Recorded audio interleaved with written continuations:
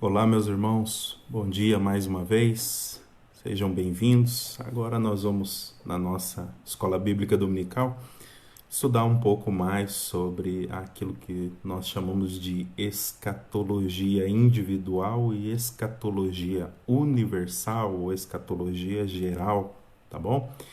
Então nós vamos falar aí em 2 Tessalonicenses, no capítulo 2, mas eu pretendo também dar um panorama de 1 Tessalonicenses para a gente entender aquilo que está acontecendo em 2 Tessalonicenses.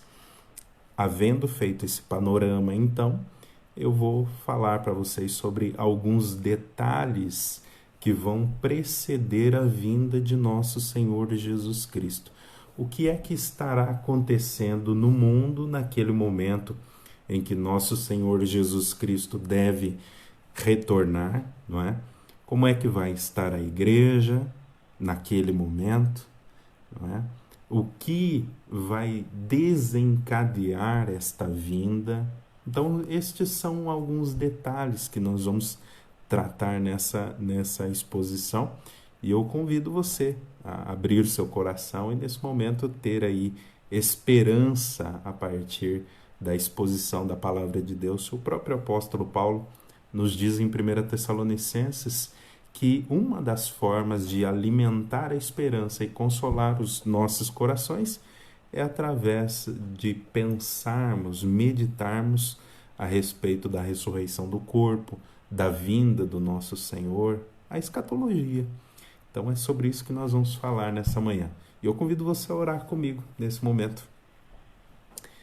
Pai de amor, nós louvamos o teu nome nesse momento, porque o Senhor nos deu condições de podermos estudar a tua palavra, ó Deus, e termos o nosso coração cheios de toda a esperança que procede do Senhor. Que o Senhor nos anime, que o Senhor nos fortaleça como igreja enquanto estudamos a tua palavra, Pai. Que o Senhor faça com que o nosso coração se abra para a tua palavra, que o Senhor possa iluminar o nosso entendimento para que o teu nome seja glorificado nesse momento. Que as palavras dos meus lábios e também o meditar do meu coração sejam agradáveis na tua presença, rocha minha e redentor meu. Amém. Meus amados irmãos, na semana passada eu comecei a falar um pouco sobre essa questão da escatologia e eu entendi que deveria continuar falando sobre ela porque eu tive alguns feedbacks positivos.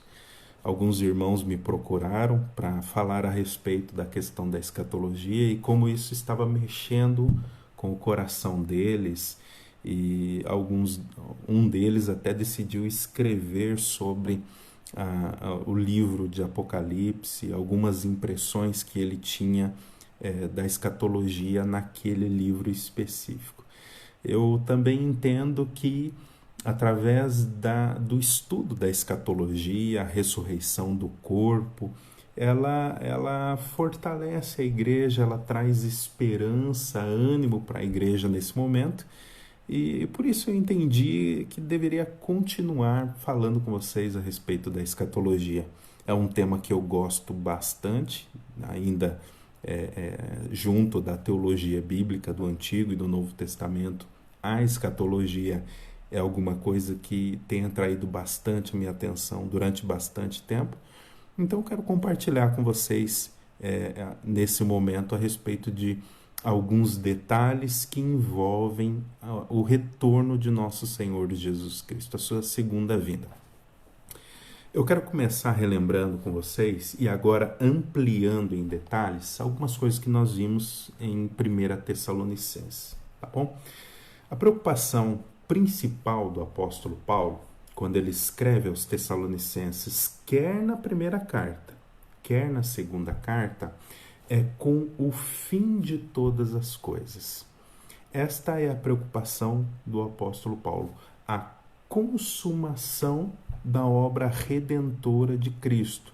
Lembre-se disso, a obra redentora de Cristo, ela ainda está em curso através da evangelização e também está em curso a partir do momento que todos os crentes entrarem no reino celestial. Aí se dará então a consumação de todas as coisas e da mensagem redentora. Então essa é a preocupação principal do apóstolo Paulo. Ele está preocupado em ensinar aqueles irmãos de Tessalônica sobre o fim de todas as coisas, sobre como vai se dar esses desenvolvimentos, não é? O pano de fundo, então, que eu havia dito para vocês que nós temos para a plantação das igrejas de Tessalônica é Atos 17. Ali nós vemos que a igreja, ela é uma igreja híbrida. Ela é uma igreja formada de judeus e gentios. O apóstolo Paulo, quando estava plantando essa igreja, estava com Silas e Timóteo, e havia uma ala judaica que havia perseguido o apóstolo naqueles dias enquanto ele plantava a igreja em Tessalônica. Isso faz com que ele, Silas e Timóteo, vá ensinar o evangelho então aos gentios. Até então eles iam na sinagoga aos sábados ensinar a respeito da redenção, da obra redentora e do Messias prometido no Antigo Testamento e que chegou agora. À medida que esta perseguição ela vai se intensificando, o apóstolo Paulo e também os cooperadores se veem na necessidade de sair da cidade. Não é? Eles estavam sendo perseguidos, então eles precisam deixar a cidade. Nesse momento, a igreja, então, que já conta com certo número de membros, tem judeus e gentios entre a igreja. Entre esses judeus, possivelmente, então, tinha os saduceus e também gregos entre dos gentios. Ambos os grupos, historicamente, eles têm dificuldades com a doutrina da ressurreição dos mortos, a doutrina da ressurreição do corpo. Para o apóstolo Paulo, isso vem a ser um grande problema e é também para nós hoje um grande problema. O apóstolo Paulo compreende que o que está em jogo é o motor de esperança da igreja. É o motor de esperança que move a igreja que está em jogo.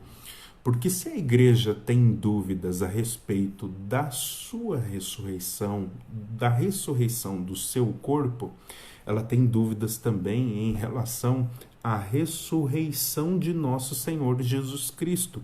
E isso passa a ser um grande problema, porque essa é uma das bases fundamentais da fé cristã, não é?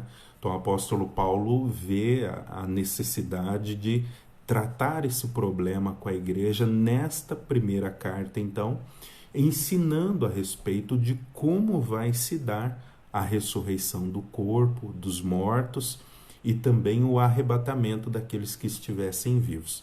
É bem possível que a igreja estivesse pensando naquele momento que apenas os vivos iriam seguir com o Senhor, os mortos não.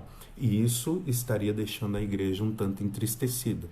O que o apóstolo Paulo faz então é alinhar esse entendimento doutrinário. Como ele teve que sair rapidamente da igreja por conta da perseguição, algumas doutrinas não puderam ser ensinadas, então ele vai ter que fazer isso agora através das suas cartas, não é? E ele faz isso ensinando aquilo que nós defendemos na semana passada.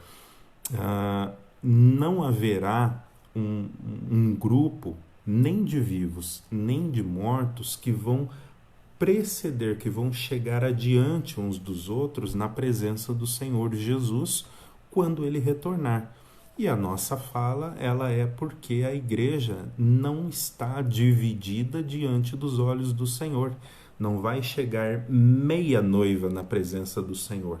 O que vai chegar à presença de Cristo é a noiva completa, não é? Então os desdobramentos são concomitantes à vinda do nosso Senhor.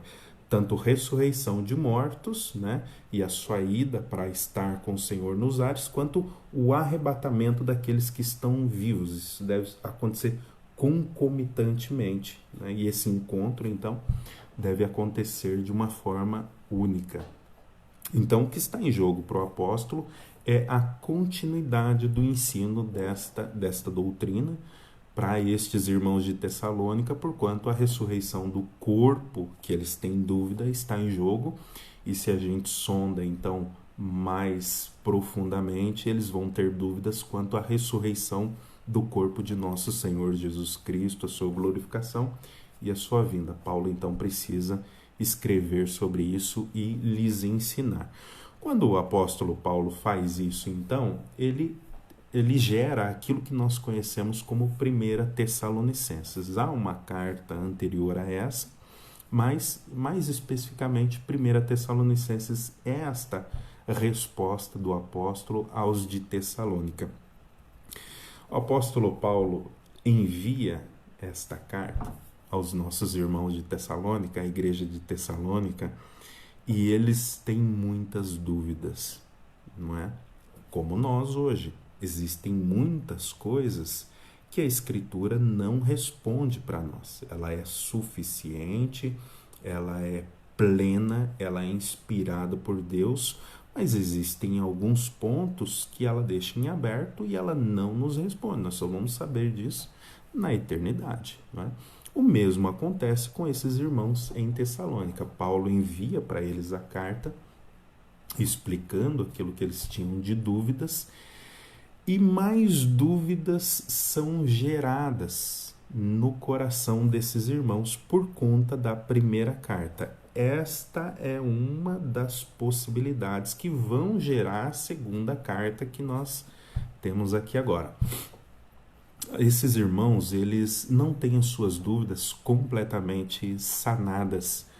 Paulo, então, toma conhecimento, né, que eles ainda têm dúvidas em relação a algumas coisas bastante fundamentais, e ele precisa escrever de novo para estes irmãos. Alguns fatos interessantes que esses irmãos começam a ter por conta da primeira carta é o seguinte: eles haviam entendido que a vinda do Senhor naquele momento, a segunda vinda de nosso Senhor Jesus Cristo, era iminente e é iminente. Só que eles começaram a ter uma atitude que nós chamamos de uma atitude nécia, uma atitude impensada, uma atitude de um neófito, de alguém que age de maneira imprudente. Alguns desses irmãos de Tessalônica venderam todos os seus bens e com o dinheiro, o recurso captado desses bens, eles deixaram de trabalhar e ficaram aguardando o retorno de nosso Senhor Jesus Cristo, uma vez que ele era iminente. O problema é que esse recurso desses irmãos começou a acabar e eles começaram a viver uma vida um tanto ociosa, sem trabalho, e começaram a ficar às custas da igreja, que já não tinha tanto recurso assim para atendê-los. Paulo então toma conhecimento desse fato, toma conhecimento de que eles não haviam entendido corretamente a mensagem da primeira carta, faltou para eles algum discernimento ao ler aquela carta, e o apóstolo Paulo então vai, por conta de uma atitude nécia, fazer uma repreensão bastante severa com eles. Vai dizer que eles não devem ser preguiçosos e que se alguém não quer trabalhar, também não deve comer. A igreja não deve sustentar pessoas que não são dadas ao trabalho, né? Ele também vai ampliar os detalhes a respeito da volta de nosso Senhor Jesus Cristo, com o intuito de suprir ali algumas dúvidas que os nossos irmãos de Tessalônica então estava tendo. É isso que vai gerar para nós agora a segunda carta aos Tessalonicenses.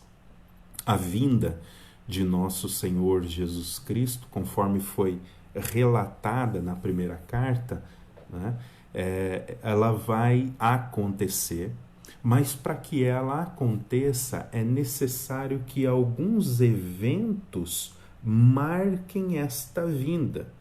E estes eventos ainda não tinham acontecido. O apóstolo Paulo agora, em 2 Tessalonicenses, vai mostrar quais são esses eventos que devem preceder, ou que devem ser as trombetas que vão anunciar a vinda de nosso Senhor Jesus Cristo, aquilo que deve caracterizar a vinda de nosso Senhor Jesus Cristo.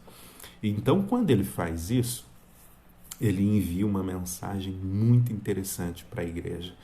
O clima da igreja, o meu e os seus de Tessalônica, deve ser sempre de alerta contínuo.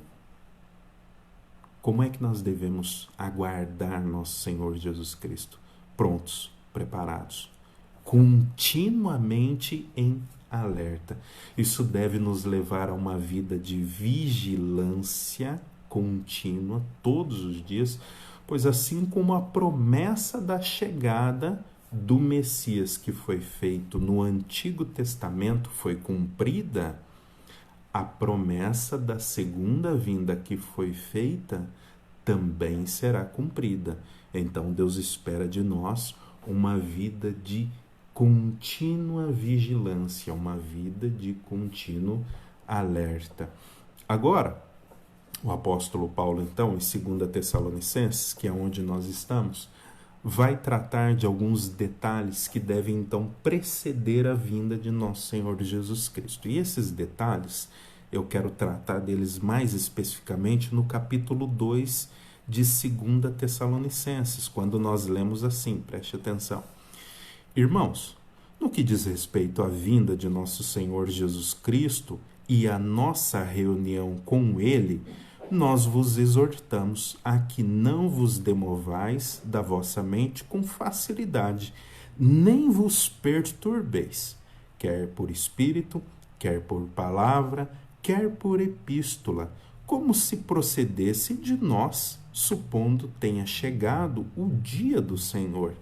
Ninguém de nenhum modo vos engane, porque isto não acontecerá sem que primeiro venha a apostasia e seja revelado o homem da iniquidade, o filho da perdição, o qual se opõe e se levanta contra tudo que se chama Deus ou é objeto de culto, a ponto de assentar-se no santuário de Deus, ostentando-se como se fosse o próprio Deus.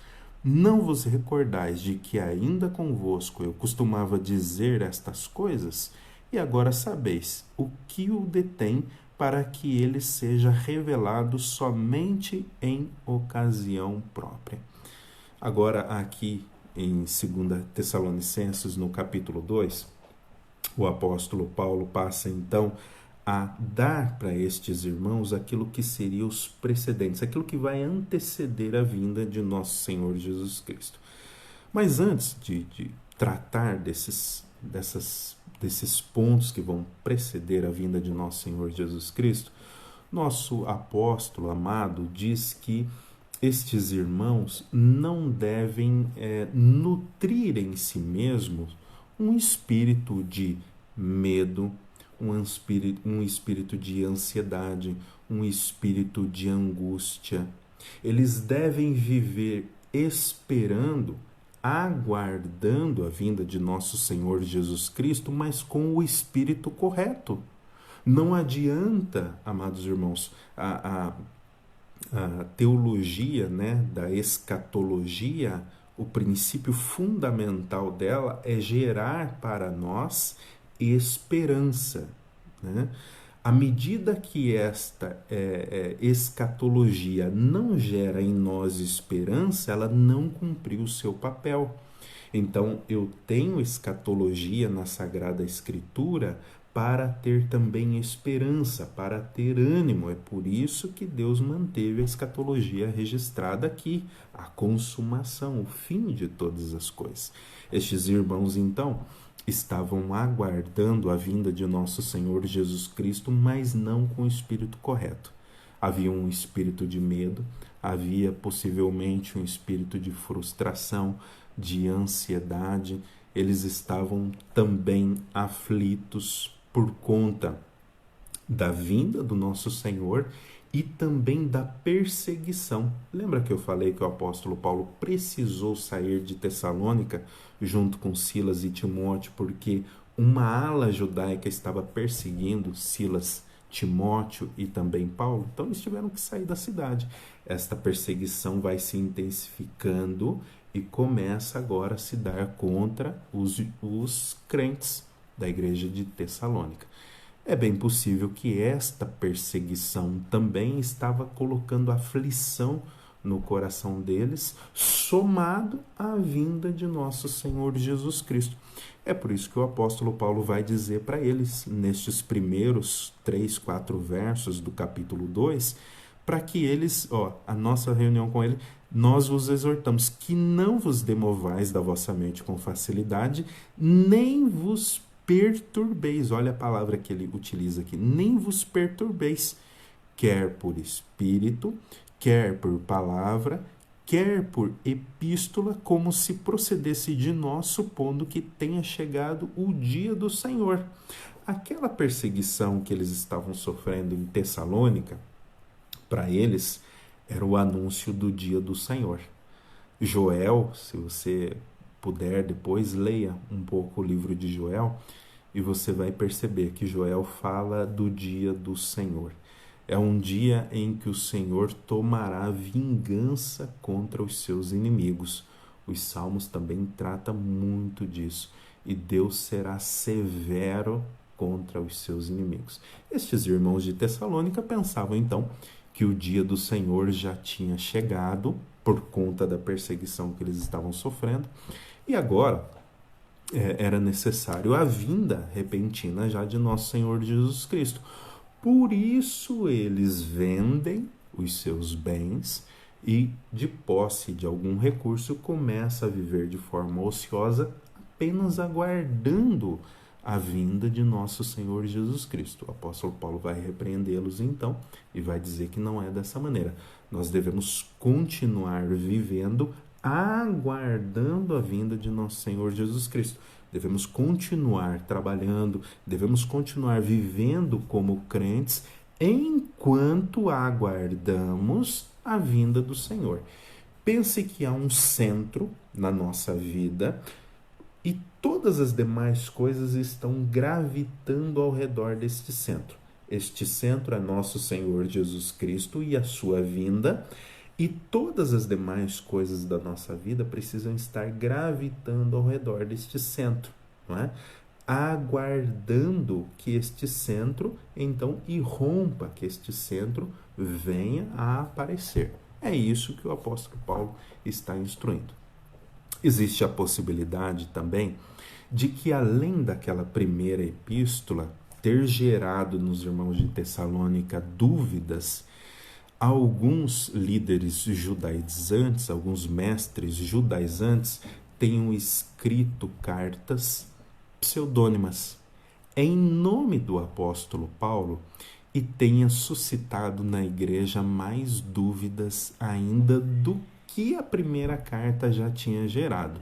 Isso é defendido por conta daquilo que aparece lá no capítulo 3. Olha comigo lá no capítulo 3, lá no finalzinho, quando o apóstolo Paulo diz assim, no verso 17, a saudação da minha carta, de 2 Tessalonicenses, é de próprio punho. Paulo, este é o sinal em cada epístola minha. Este é o meu sinal, esta é a minha escrita, este é o meu selo. Assim é que eu assino, é desta forma que eu escrevo, né? A graça de nosso Senhor Jesus Cristo seja com todos vós.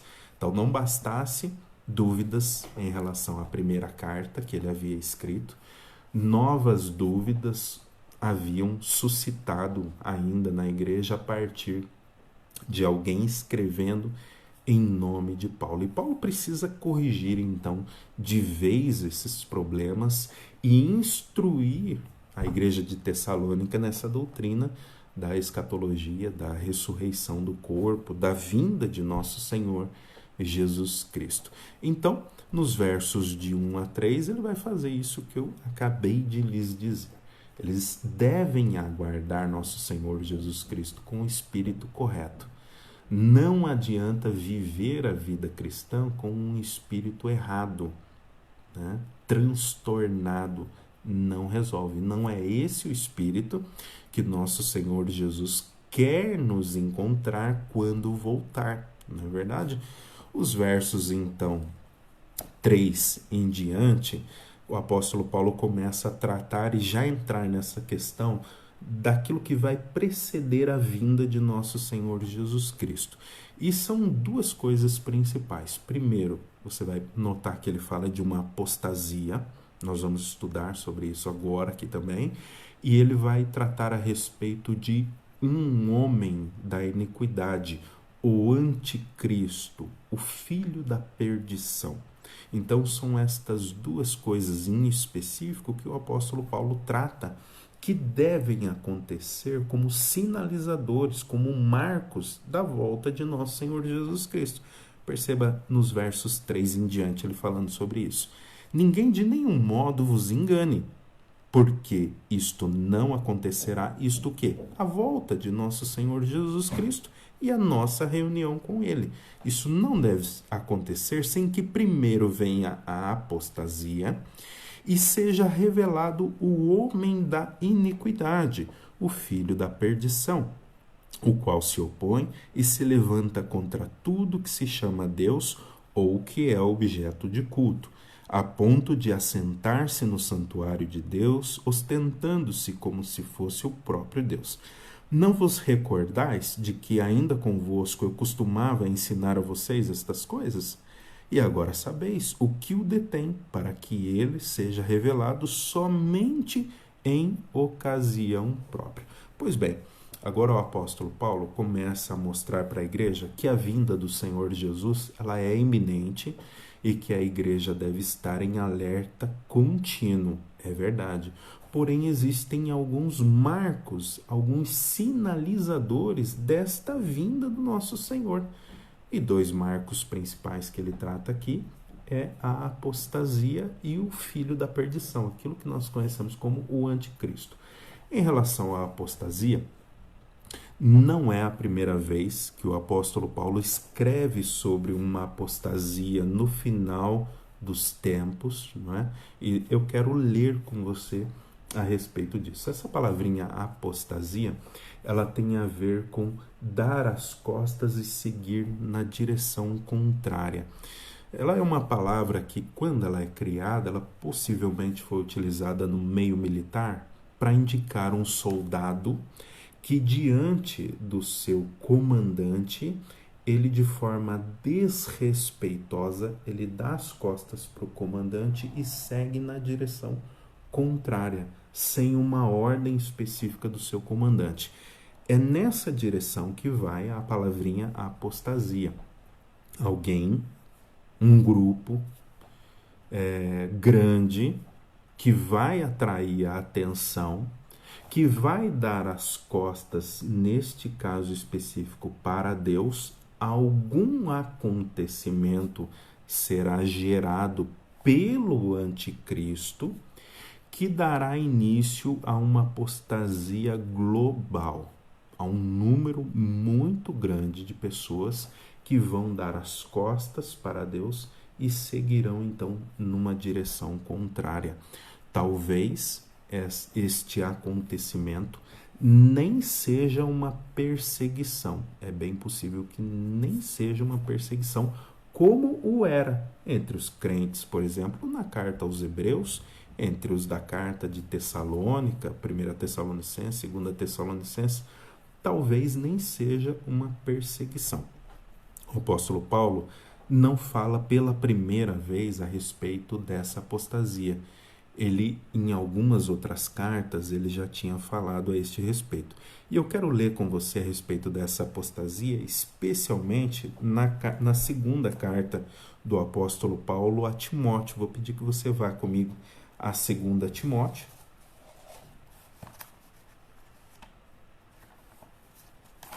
Lá no capítulo 3, 2 Timóteo, no capítulo 3, o pensamento que nós estamos desenvolvendo aqui são os marcos e os sinalizadores para a volta de nosso Senhor Jesus Cristo. O primeiro marco e o primeiro sinalizador é uma apostasia global. 2 Timóteo, capítulo 3, a partir do versículo 1, quando nós lemos assim: Sabe, porém, isto, nos últimos dias Sobrevirão tempos difíceis, pois os homens serão egoístas, avarentos, jactanciosos, arrogantes, blasfemadores, desobedientes aos pais, ingratos, irreverentes, desafeiçoados, implacáveis, caluniadores, sem domínio de si, cruéis, inimigos do bem, traidores, atrevidos, enfatuados, mais amigos dos prazeres do que amigos de Deus. Tem fama de piedade, negando-lhe, porém, o poder. Foge também destes, pois entre estes se encontram os que penetram sorrateiramente nas casas e conseguem cativar mulheres sobrecarregadas de pecados, conduzidas de várias paixões, que aprendem sempre e jamais podem chegar ao conhecimento da verdade. E do modo porque Janes e Jambres resistiram a Moisés, também estes resistem à verdade. São homens de todo corrompidos na mente, reprovados quanto à fé. Eles, todavia, não irão avante, porque a sua insensatez será a todos evidente, como também aconteceu com Janes e Jambres na época de Moisés. O apóstolo Paulo, então, escreve em alguns momentos sobre essa questão da apostasia, aqui em 2 Timóteo, no capítulo 3, e também ele fala sobre este aspecto em 1 Timóteo também, ele fala sobre essa questão da apostasia, que seria um dos marcos no último dia. Mas eu escolhi 2 Timóteo porque o apóstolo Paulo fala de várias características que marcam a apostasia, várias características dos homens que vão marcar esta apostasia de Deus. O que nós começamos a perceber agora, quando nós olhamos para estas características desta apostasia, é que o tempo é agora. Da mesma maneira como os tessalonicenses olharam para essa apostasia e disseram: o tempo é agora. Eles olharam para a apostasia do seu tempo, algumas pessoas por conta da perseguição, outras não, simplesmente dando as costas e retornando ao judaísmo, perceberam que estavam apostatando. Então, a primeira marca com eles estava cumprida. Conosco, quando nós olhamos também para 2 Timóteo no capítulo 3, e nós começamos a ver estas marcas da apostasia muito claras no nosso dia, nós percebemos então, a apostasia já está instaurada. Quando que nosso Senhor Jesus Cristo pode voltar? A qualquer momento. A apostasia já está instaurada. Hoje os homens já são desobedientes a Deus, desobedientes aos pais, já são caluniadores, detratores, eles já defraudam o seu próximo. Então, quando o apóstolo Paulo trata destas características da apostasia, nós como igreja já devemos ter acesa a nossa luz de alerta, porque se ela é um marco, um dos primeiros sinais da vinda de nosso Senhor Jesus Cristo, significa que a qualquer momento Cristo pode voltar, não é? Segunda coisa que o apóstolo Paulo trata a respeito dessa questão do marco, do sinalizador da volta de nosso Senhor Jesus Cristo, então, é o anticristo, o homem da perdição. Um dos apóstolos que mais fala sobre o anticristo, sobre o homem da perdição, é o apóstolo João. Ele trata bastante sobre essa questão. E uma coisa interessante que o apóstolo João vai nos dizer é que não existe apenas um anticristo, mas existem vários anticristos, e estes já estavam presentes no dia do apóstolo João. O apóstolo João estava exilado na ilha de Patmos por conta da perseguição que havia se instaurado ou de Nero ou de Domiciano. E para o apóstolo João, Nero e Domiciano já eram anticristos. Anticristo é todo aquele que resiste ao senhorio de Cristo. É todo aquele que não lhe dá a glória devida, é todo aquele que não lhe obedece, é todo aquele que irrompe contra os crentes, todo aquele que avança contra a fé cristã. Então, nós temos vários anticristos no dia do apóstolo João.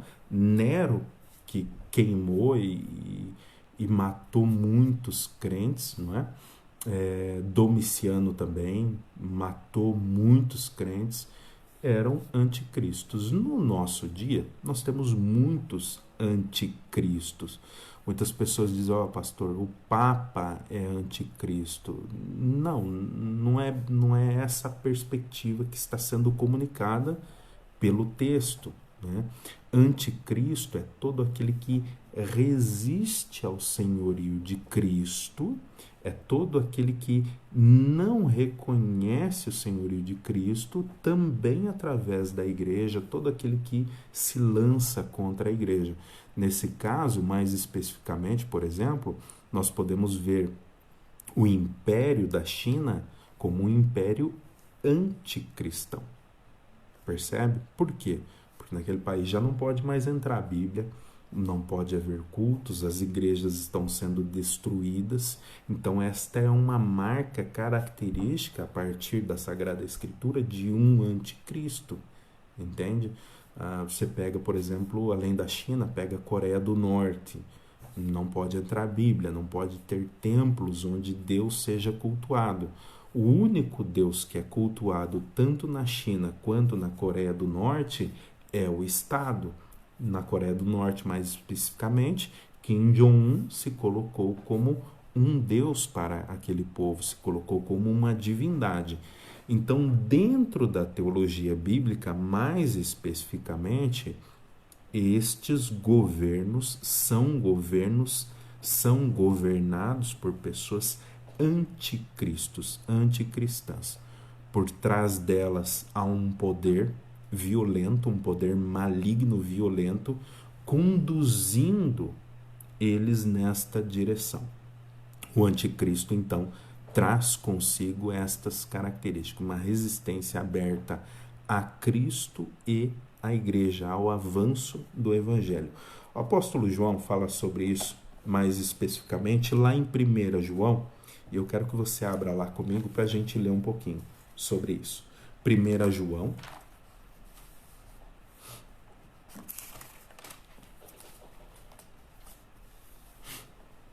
capítulo 2, versos 18 em diante. O ponto que nós estamos trabalhando aqui, que estamos desenvolvendo, é que a apostasia, né? Já falamos sobre ela, e agora o homem do pecado, o anticristo, o conceito de anticristo, segundo a Sagrada Escritura, e agora como será esse anticristo, quem são o anticristo, é esse conceito que nós estamos desenvolvendo agora. 1 João, capítulo 2, versos 18. 1 João, capítulo 2, versos 18. Filhinhos, já é a última hora. E como ouvistes que vem o anticristo, também agora muitos anticristos têm surgido, pelo que conhecemos que é a última hora. Um anticristo, muitos anticristos, são o sinal da vinda repentina de nosso Senhor Jesus Cristo. Eles saíram do nosso meio, entretanto não eram dos nossos, porque se tivessem sido dos nossos, teriam permanecido conosco. Todavia, eles se foram para que ficasse manifesto que nenhum deles é dos nossos. E vós possuís a unção que vem do Santo, e todos têm de conhecimento.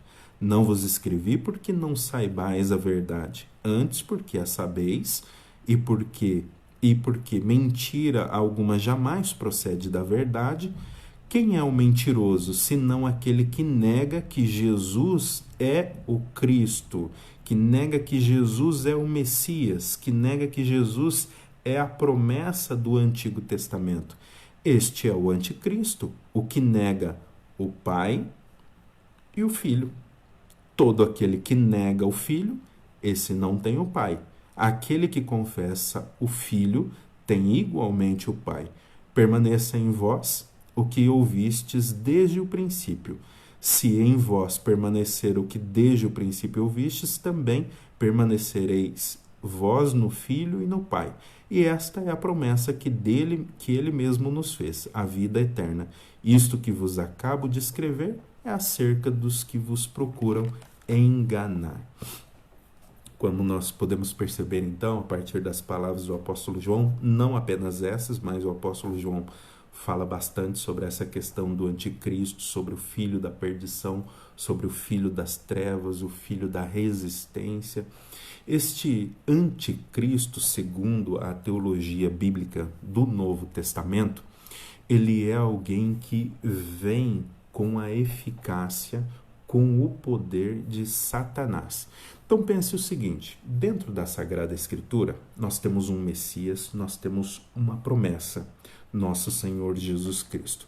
Essa promessa, ela é feita no Antigo Testamento, de tal forma que o Antigo Testamento é a sombra, a imagem, e o Novo Testamento, o cumprimento desta promessa que foi feita no Antigo Testamento.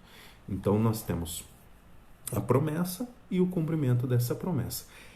A partir do momento que essa promessa do Messias foi feita por Deus, se levanta um outro Messias diabólico, uma outra personalidade que vem com o poder do próprio diabo. Se você olhar na Sagrada Escritura, desde o Antigo Testamento, sempre se lança contra os filhos de Deus um poder maligno.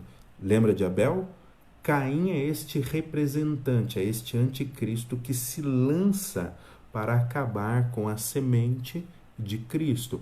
E você vai ver isso dentro da história do Antigo Testamento, os filhos de Deus sendo perseguidos por aqueles que são filhos do maligno, por aquela semente maligna. E essa tentativa de destruição, esse combate, você percebe ela em todo o Antigo Testamento. Existem pontos específicos em que esse combate se dá, por exemplo, na construção da Torre de Babel, enfim, existem muitos momentos em que isso acontece dentro do Antigo Testamento. Na tentativa de morte do herdeiro do trono de Davi, muitos aspectos vão mostrando isso. Quando você tem, por exemplo, reinos que se levantam contra o reino de Deus, são imagens deste reino de anticristo se levantando contra o Cristo de Deus. A imagem que nós temos aqui agora, trabalhada pelo apóstolo Paulo, é esta imagem, esta tentativa de se lançar contra o Messias. É alguém que se levanta com um poder diabólico para destruir a linhagem ou a pessoa do Messias, mais especificamente. Quando olhamos no Antigo Testamento, e agora me veio à mente casos bastante específicos, né, dessa tentativa de acabar com a linhagem messiânica, nós temos, por exemplo, com o nascimento de Moisés, quando sai da parte de Faraó uma determinação para que todas as crianças fossem lançadas, e ali é pelos pés, as parteiras deveriam pegar aquelas crianças pelos pés e lançar no Nilo. Moisés é poupado pela piedade das parteiras. Quando nosso Senhor Jesus Cristo nasce, nós temos novamente a mesma atividade satânica de anticristo se movimentando a partir do poder das trevas. É determinado pelo imperador que todas as crianças de 2 anos para baixo fossem mortas, para que o rei dos judeus, nosso Senhor Jesus Cristo, também morresse. Então estas são atividades sempre satânicas e atividades do anticristo para eliminar a semente santa de Deus. É isso que nós temos agora aqui no capítulo 2, já partindo para o finalzinho, a gente estuda mais um pouco sobre isso no domingo que vem. Este poder satânico se revelando através de uma pessoa, como o foi em toda a história.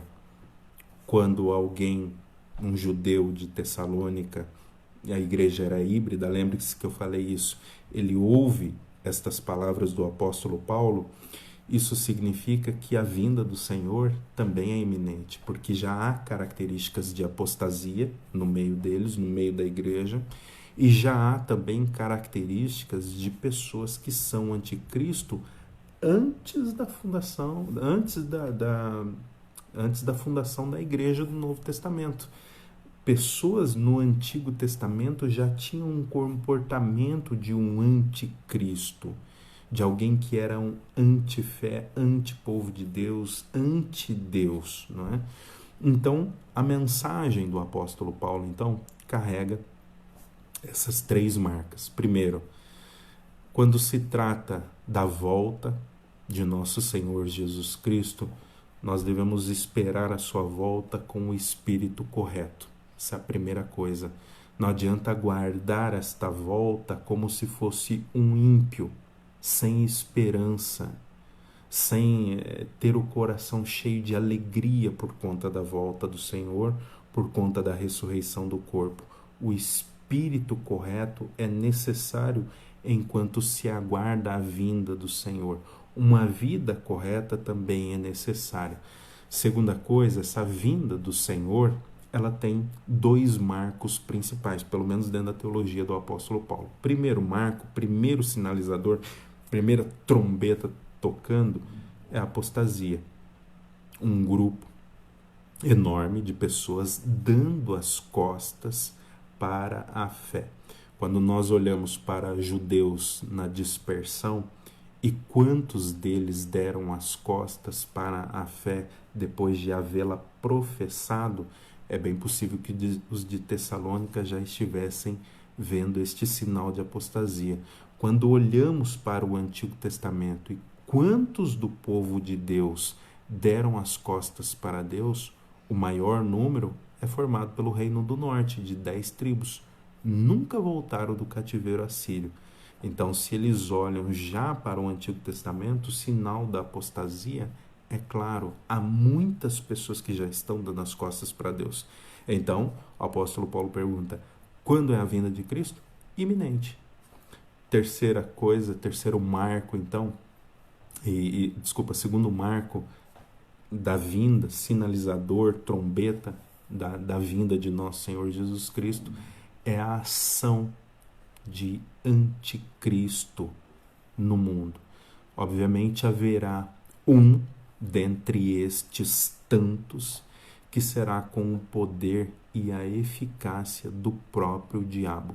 Agora, quando estes de Tessalônica, estes judeus, e nós também olhamos para o que já acontece no Antigo Testamento, todo esse levante contra a semente santa do Messias, contra o povo de Deus, a resposta é: Cristo está às portas. Cristo está aí, não é? Então, há este aspecto em que, para aqueles que a carta é escrita estão olhando para o passado e para aquilo que eles estão vivendo no presente, e assim como para nós, há um aspecto em que nós olhamos para o passado, devemos olhar para o presente e dizer assim como eles: Cristo está às portas. À medida que o apóstolo Paulo, então, desenvolve, e aí eu concluo agora com essa fala, desenvolve esse pensamento, desenvolve essa doutrina, deve existir na igreja sempre, todos os dias. Não há um só dia em que a igreja não deva estar preparada, pronta. Deve haver um clima contínuo na igreja de expectativa da vinda de nosso Senhor, um clima de alerta deve estar sobre a igreja sempre. Eu diria que não deve passar muito tempo sem que os pastores preguem sobre a vinda de nosso Senhor Jesus Cristo, para que a igreja esteja alerta, para que a igreja esteja vendo isso acontecer no dia a dia, né? Isso vai fazer com que a igreja leve uma vida santa, uma vida preparada, uma vida de piedade, uma vida de comunhão com o Senhor, sempre aguardando a vinda do Senhor. Vai levar uma vida de vigilante, de vigilância, né? Aguardando a vinda do Senhor. Assim como a promessa da chegada do Messias no Antigo Testamento foi cumprida nos dias de João Batista, nos dias dos apóstolos, a promessa da sua segunda vinda também será cumprida. Esse é o pensamento que fecha o apóstolo Paulo sobre essa questão. Então pense sobre isso. Aguarde a vinda do nosso Senhor Jesus Cristo com o espírito correto. Perceba os marcos que o apóstolo Paulo dá: apostasia e anticristo, como sinalizadores da vinda do nosso Senhor Jesus Cristo, e esteja sempre preparado para se encontrar com o nosso Senhor. Que Deus abençoe o seu dia, e às 7h da noite nós voltamos então com uma nova exposição da palavra do Senhor. Vamos ter uma palavra de oração? Pai, em nome de Jesus, eu quero te agradecer, ó Deus, pela exposição da tua palavra, para que o Senhor sempre dê clareza, ó Deus, e torne o conteúdo sempre simples, ó Deus, para que as pessoas consigam entender. E eu também preciso que o Senhor, ó Deus, sempre agindo, faça isso. Ajuda-nos, ó Pai, agora como igreja, depois que entendemos corretamente a tua palavra, nos ajuda a aguardar, ó Deus, a vinda de nosso Senhor Jesus Cristo com esperança, com o espírito correto. Nos ajuda a observar, ó Deus, estes marcadores que o Senhor mesmo colocou no tempo para nos mostrar a vinda do teu Filho e nos ajudar a aguardar com esperança, ó Deus, a chegada gloriosa do nosso Senhor e o nosso encontro com Ele. Nos abençoa, nos dá um dia maravilhoso na tua presença, enche o nosso coração com a tua palavra. É em nome de Cristo Jesus que nós oramos. Amém.